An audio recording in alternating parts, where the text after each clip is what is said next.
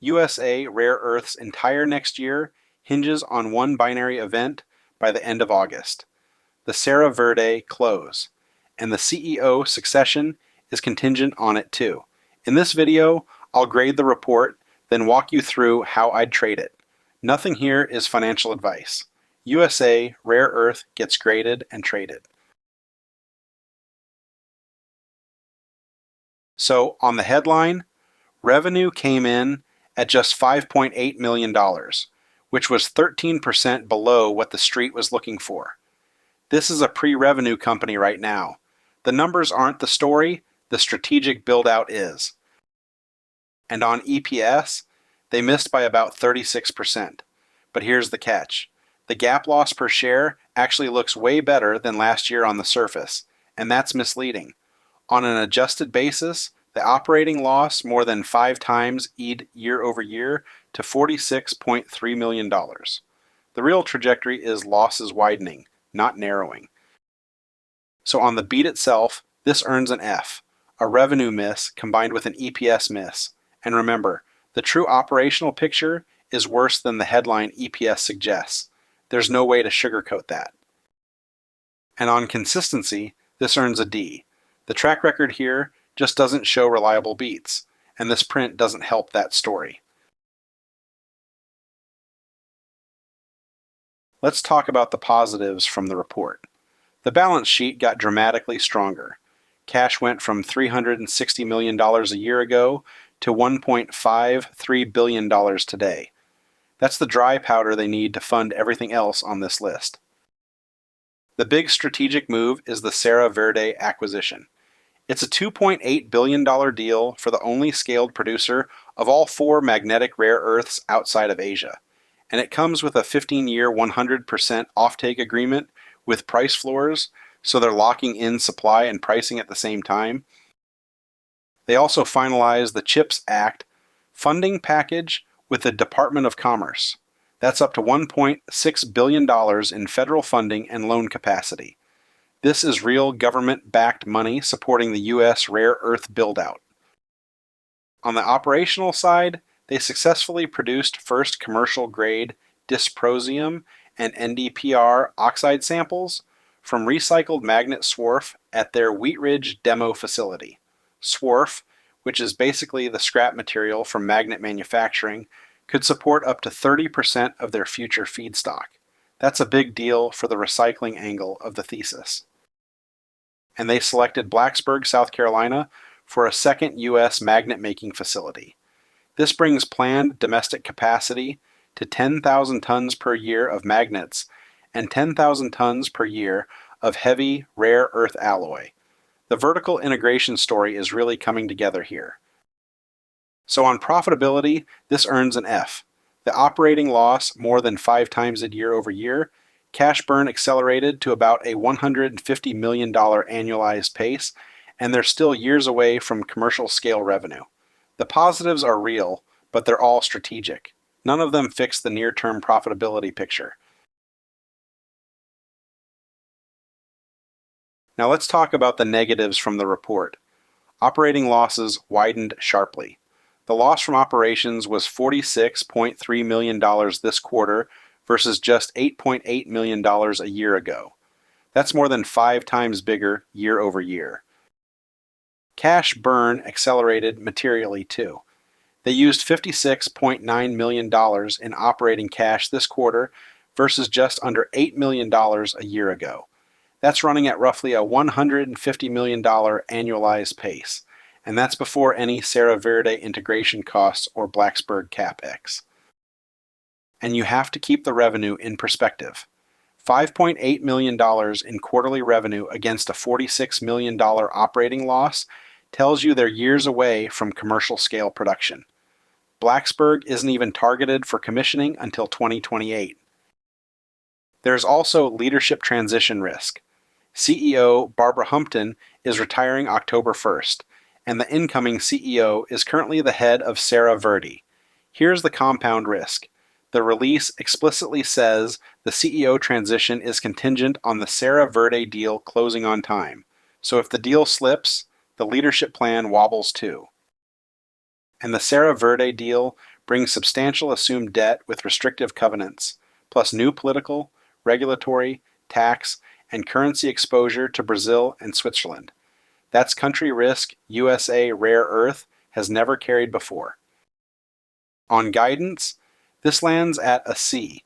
The release gave operational milestones like the Round Top feasibility study timing and the Stillwater capacity target, but no forward revenue, EBITDA, or margin numbers.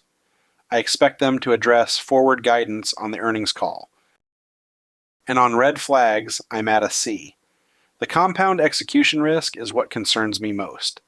The Serra Verde close, the CEO transition tied to that close, the new Brazil debt, plus Blacksburg not commissioning until 2028. Any one of these is manageable. All of them stacked together is why I can't grade this cleanly. Putting it all together, this is best understood as a strategic milestone quarter, not a financial one. The financials look ugly on the surface because they are ugly. Losses are widening, burn is accelerating, and revenue is basically a rounding error. But the strategic assembly this quarter genuinely changes the multi-year story. Serra Verde locks in supply, the CHIPS Act package is finalized, Wheat Ridge is producing real oxides, and Blacksburg adds a second manufacturing site. When you weigh the widening losses against the strategic progress, I'm giving this print a D. So that's my grade on the report. Now let's talk about what you actually do with it. I've broken this into 6 scenarios depending on where you stand. Whether you're looking to get in, selling cash secured puts, holding shares, sitting on covered calls, holding leaps, or underwater, or thinking about adding. Find the one that best fits your situation. Okay, let's get into it. This name is still pre-revenue with a bunch of make or break moments lined up, so I'm not throwing one big buy at it. I'd rather leg in a piece at a time. My favorite way in here is selling cash secured puts at strikes well under where the stock trades now. That way I get paid to wait for some deal timing hiccup to shake shares loose at my price. For leaps, I want to see the Serra Verde close actually confirmed before I commit. That single event removes the biggest execution risk they named, and I'd rather pay up a little than guess wrong. So for me, it's stage in and sell puts below. The implied volatility on this thing is juicy because it trades like a story stock, and that makes selling puts genuinely attractive to me right now.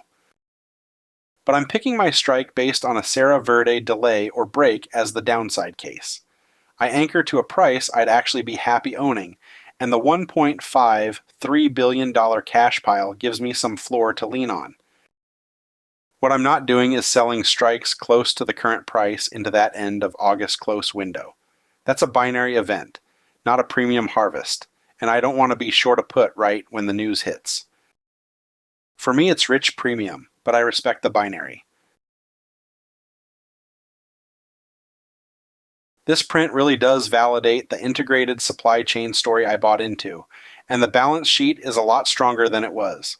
My default is holding my shares through the Serra Verde close.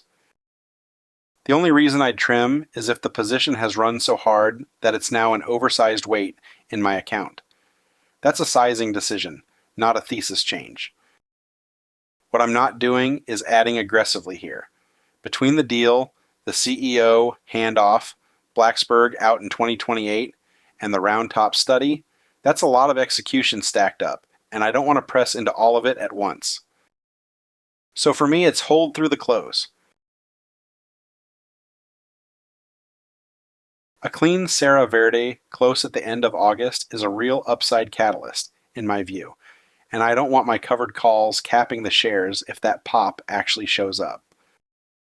If my calls are written near the money into that window, I'd look at rolling them up and out. That gives my position room to breathe through the event, without me getting called away at a bad strike.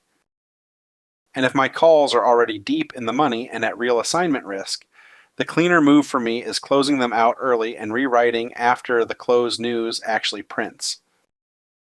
For me, it's roll up and out. For my longer dated calls out 12 to 24 months, this print is a net positive. The CHIPS Act money is finalized, Serra Verde locks in upstream supply with price floors, and the pieces of the thesis keep clicking into place. Wheat Ridge is already turning out commercial grade oxides, and Blacksburg adds a second manufacturing site down the road. That's exactly the kind of build out I bought the leaps to own. So I'm holding what I've got. Rolling up to a higher strike only makes sense to me after the Serra Verde close removes that deal break tail risk they flagged in the release. For me, it's hold my leaps and roll after the close. If I bought this as a Western Rare Earth Independence play and I'm sitting underwater, this release genuinely validates why I got in.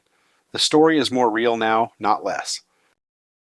The strategic pieces, Serra Verde, Wheat Ridge, Blacksburg, round top through the TMRC close, plus LCM and the Carester stake, are way more assembled than they were 3 months ago. Averaging down is defensible for me if my sizing has room. But I'm staging my ads around the August Serra Verde close and the October 1st CEO transition, not committing money right in front of those binary events. For me, it's add in pieces around the events. Bottom line, this print earns a D from me. The financials are rough, but the strategic build-out is materially more credible than it was 3 months ago. The whole story now hinges on the Serra Verde, close by the end of August. That's the binary event that decides how the next 12 months play out. Thanks for watching, and I'll see you on the next one.